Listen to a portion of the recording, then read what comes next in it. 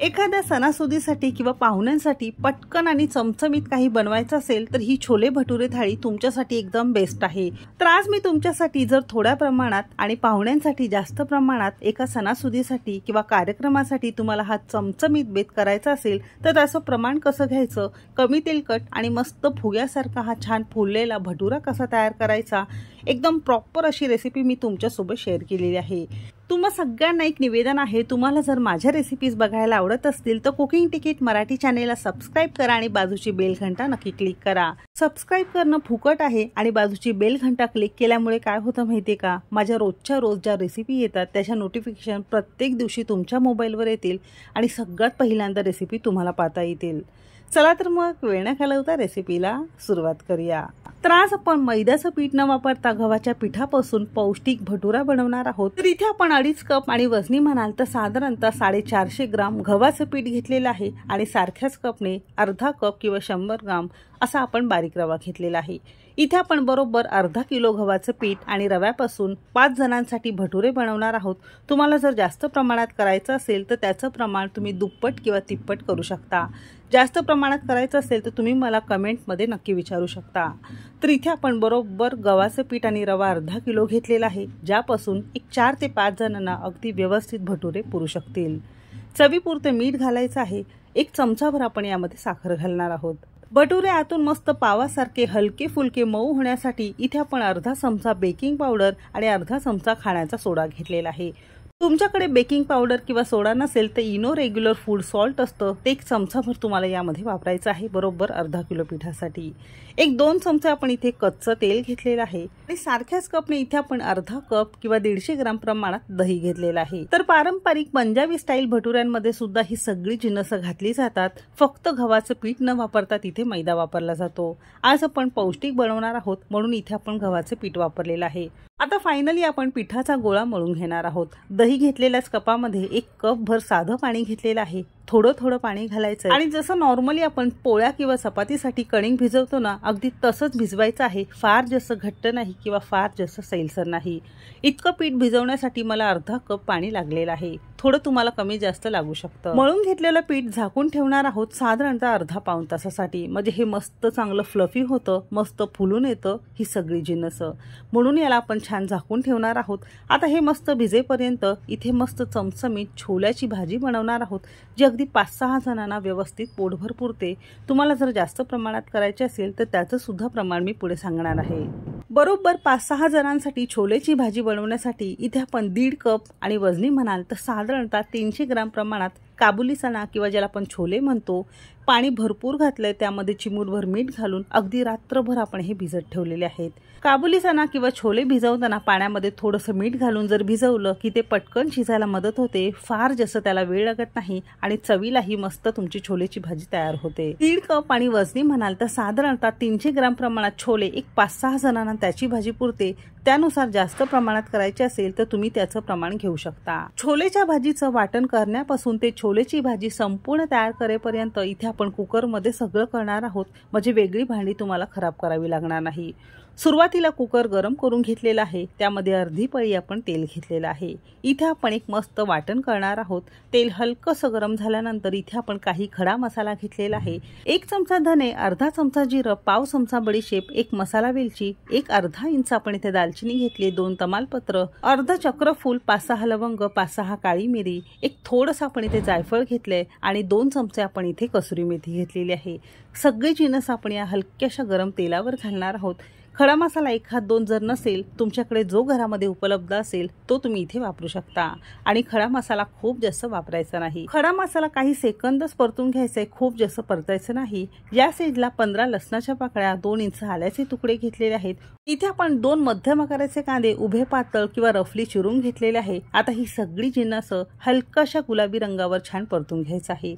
Normally काळं वाटण करतो किंवा भाजकं वाटण आपण करतो त्यामध्ये थोडंसं क्रिस्पी किंवा कुरकुरीत भाजतो, पण यामध्ये हलकंसं गुलाबी करायचं आहे, म्हणजे साधारणतः मोठ्या आचेवर 1-1.5 मिनिटं आपण याला हलकंसं परतून घेतलेलं आहे। रंग फार जास्त बदलायचा नाही। असं छान परतल्यानंतर इथे आपण 3 मध्यम आकाराचे टोमॅटो रफली चिरून घेतलेले आहेत। कांदा आणि बाकीच्या मसाल्यांच्या तुलनेत टोमॅटो थोडासा जास्त घ्यायचा, त्याने भाजी अगदी मस्त चवीची तयार होते। थोडंसं वर खाली करून घेतलंय, हलकंसं असं वरचेवर आपण याला झाकण ठेवलेलं आहे आणि मध्यम आचेवर झाकण लावून एक 5-6 मिनिटं असंच सोडून दिलेलं आहे, म्हणजे टोमॅटो आणि बाकी सगळी जिन्नस थोडीशी मऊ होतील आणि छान एकजीव होतील। असं छान झाल्यानंतर गॅस बंद करायचा आहे। संपूर्ण मसाले आपल्याला थंड करून घ्यायचेत। थोडेसे कोमट झाल्यानंतर मिक्सरच्या भांड्यामध्ये काढून घेतलेला आहे। मसाला बरोबरच इथे आपण मूठभर देठांसहित थोडीशी कोथिंबीर घेतलेली आहे। जर गरजच वाटलं तर थोडंसं पाणी घाला आणि एकदम बारीक आपण याचं वाटण करून घेणार आहोत। जितकं वाटण बारीक असेल तितक्या सगळ्या जिन्नसांची चव तुमच्या भाजीला येईल आणि भाजी तुमची अगदी एक नंबर तयार होईल। तर इथे आपण असं छान वाटण करून घेतलेलं आहे। आता पुन्हा येऊ आपल्या या कुकरकडे, म्हणजे ज्या कुकरमध्ये वाटण भाजून घेतलेलं होतं त्यामध्येच आपण भाजी करणार आहोत। कुकर छान गरम झाल्यानंतर 1-1.5 पळी आपण यामध्ये तेल घेतलेलं आहे। तेल तुम्ही तुमच्या आवश्यकतेनुसार कमी अधिक करू शकता। तेल हलकंसं गरम झाल्यानंतर लगेचच वाटण घालायचं आहे। खूप जास्त गरम तेल केल्यानंतर वाटण घातल्यामुळे ते अंगावर किंवा तोंडावर उडू शकतं, म्हणून वाटण जेव्हाही तुम्ही तेलामध्ये सोडताना हलकं फुलकं गरम करायचं आहे। अगदी मंद आचेवर एक 5-6 मिनिटं छान याला तेल सुटेपर्यंत याचा थोडासा कच्चेपणा राहिलेला असतो तो चांगला आपल्याला काढून टाकायचा आहे आणि हे मस्त आपल्याला लालसर किंवा असं हे छान परतून घ्यायचं आहे। तुम्ही इथे बघू शकता असं हे छान 5 मिनिटात परतून झालेलं आहे। यावरच आपण अगदी अर्धा चमचा हळद, पाव चमचा हिंग पूड घेतलेली आहे। भाजी कडधान्याची असल्यामुळे हिंग जरूर घालायचं आहे। 1 ते 1.5 चमचा साठवणीचं तिखट घातलेलं आहे। तिखट तुम्ही तुमच्या आवडीनुसार कमी अधिक करू शकता। सुके मसाले सुद्धा काही सेकंद आपण छान तेल सुटेपर्यंत परतून घेतलेलं आहे। कोणत्याही भाजीचं असं हे वाटण छान तेल सुटेपर्यंत परतून घेतल्यामुळे भाजीला अगदी छान चव येते, कच्चापणा लागत नाही। खमंग परतलेल्या मसाल्यांवर भिजवलेले छोले किंवा काबुली चणे घातलेले आहेत। आता यावरच चवीपुरतं मीठ घालायचं आहे। आता पुन्हा आपण एक 5-6 मिनिटं या मसाल्यांमध्ये भाजीला किंवा काबुली चण्याला छान परतून घेणार आहोत। असं केलं की काय होतं माहिती का, छोलेच्या किंवा काबुली चण्याच्या आतपर्यंत चांगले मसाले मुरले जातात। रंग तुम्ही इथे बघू शकता असा हा हलकासा बदललेला आहे। आता या स्टेजला यामध्ये आवश्यकतेनुसार पाणी घालायचं आहे। वाटण केलेल्याच मिक्सरच्या भांड्यामध्ये ग्लासभर पाणी घेतलेलं आहे। पाणी आपल्याला इथे साधंच वापरायचं आहे, गरम पाणी वापरण्याची अजिबात गरज लागत नाही। भाजी अजूनही थोडीशी घट्ट वाटते, म्हणून पुन्हा अर्धा ग्लास म्हणजे साधारणतः 1-1.5 ग्लास किंवा 300 ते 350 ml आपण इथे पाणी वापरलेलं आहे। छोलेची ही भाजी तुम्हाला जितकी पातळ किंवा दाटसर लागत असेल त्यानुसार तुम्हाला यामध्ये पाणी घालायचं आहे। पण भटुऱ्यांसोबत भाजी खायची आहे तर खूप जास्त पातळ करायची नाही, हलकीशी आपल्याला इथे पातळ ठेवायची आहे।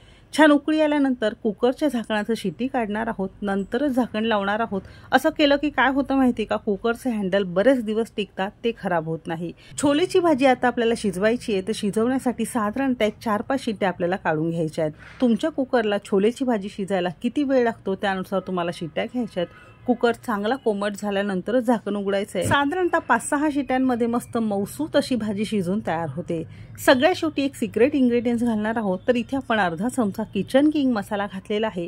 तुम्ही जर छोले मसाला घालत असाल ते सुद्धा चालू शकेल। पुन्हा गॅस चालू करायचा आहे आणि फक्त 1 मिनिटभर असं हे वर खाली करून घ्यायचंय। भाजी मस्त हॉटेलसारखी ढाब्यासारखी होण्यासाठी हॉटेल किंवा ढाब्यामध्ये सुद्धा किचन किंग मसाला आणि कसुरी मेथी वापरली जाते, म्हणून त्या भाज्या मस्त छान चवीच्या तयार होतात। तुम्ही इथे बघू शकता अगदी मौसूद चणे छान शिजलेले आहेत, म्हणजे परफेक्ट आपली ही भाजी तयार आहे।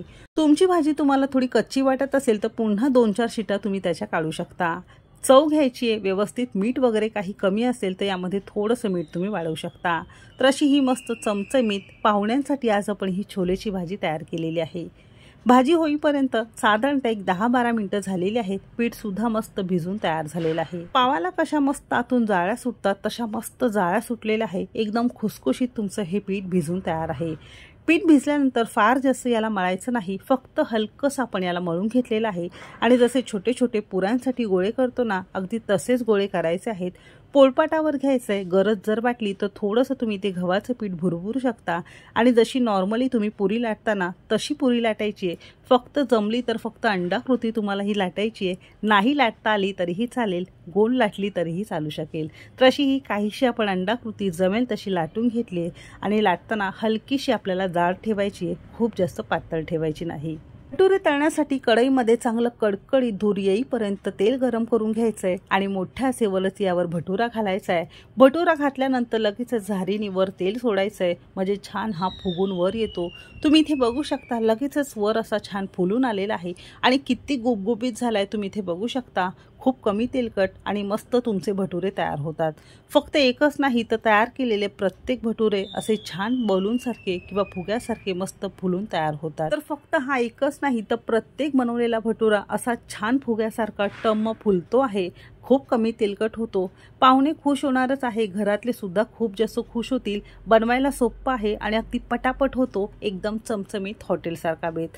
तर घरामध्ये एखादा कार्यक्रम असेल किंवा सणासुदीसाठी तुम्ही हा मस्त चमचमीत बेत नक्की करून पहा। अर्धा किलो पिठापासून साधारणतः एक 22 ते 25 तुमचे हे मस्त टम्म फुगलेले भटुरे तयार होतील। आता छोले भटुरे थाळी म्हटले की त्यामध्ये काहीतरी डेझर्ट किंवा छान गोड पदार्थ असलाच पाहिजे। तर इथे आपण तांदळाची आणि मखाना घालून खीर केलेली आहे। कशी तयार करायची त्याची सुद्धा रेसिपी शेअर केलेली आहे आणि लिंक खाली डिस्क्रिप्शन मध्ये दिलेली आहे। गव्हाच्या पिठाच्या मस्त फुग्यासारख्या टम्म फुगलेल्या भटुरे आणि त्यासोबत छोलेची भाजी, प्लेन राईस केलेला आहे। तुम्ही मस्त मसाले भात सुद्धा याबरोबर करू शकता। बरोबर 5 जणांसाठी तुम्हाला प्लेन राईस करायचा असेल तर अर्धा किलो भात अगदी परफेक्ट आहे। मसाले भातासाठी 450 ग्राम तांदूळ अगदी परफेक्ट आहे। भटुऱ्याचा रंग बघू शकता, सुरेख आलेला आहे, कमी तेलकट आहे, मस्त पावासारखा मऊसूत झालेला आहे आणि भटुऱ्यांसोबत ही मस्त हॉटेल सारखी चमचमीत छोलेची भाजी। तर असा हा चमचमीत बेत तुम्ही सुद्धा नक्की करून पहा। तर आजचा हा चमचमीत बेत तुम्हाला कसा वाटला कमेंट करायला विसरू नका। रेसिपी कोणत्या शहरातून बघताय ते सुद्धा नक्की सांगा। चला तर मग भेटू एक मस्त आणि जबरदस्त रेसिपी सोबत। तोपर्यंत मस्त खा आणि स्वस्त रहा।